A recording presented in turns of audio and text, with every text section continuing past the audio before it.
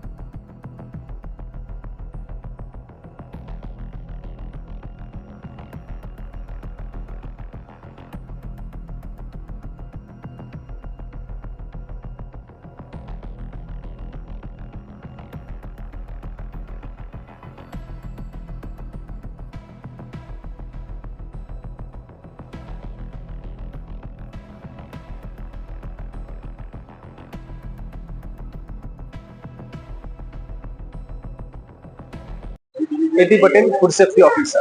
કઈ પ્રકારની અધિકારી ચાલી આજ રોજ આરોગ્ય અધિકારી શ્રીની સેવી સૂચના અને માર્ગદર્શન હેઠળ સુરતના 9 જેટલા ઝોનમાં વિવિધ ટીમો બનાવીને અલગ અલગ સંસ્થાઓની ચકાસણી તેમજ નમૂના લેવાની કામગીરી ચાલી રહી છે।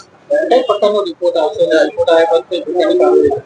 હાલ જે ફાફડા અને જલેબીના નમૂના લેવામાં આવ્યા છે એ FSSAI ના ધારાધોરણ પ્રમાણે છે કે નહીં એની ચકાસણી કરવામાં આવી છે, જેનો રિપોર્ટ આવી જો એમાં ક્ષતિ જણાય તો કસૂરવારો સામે ફૂડ સેફ્ટી એક્ટ હેઠળ પગલાં લેવામાં આવશે।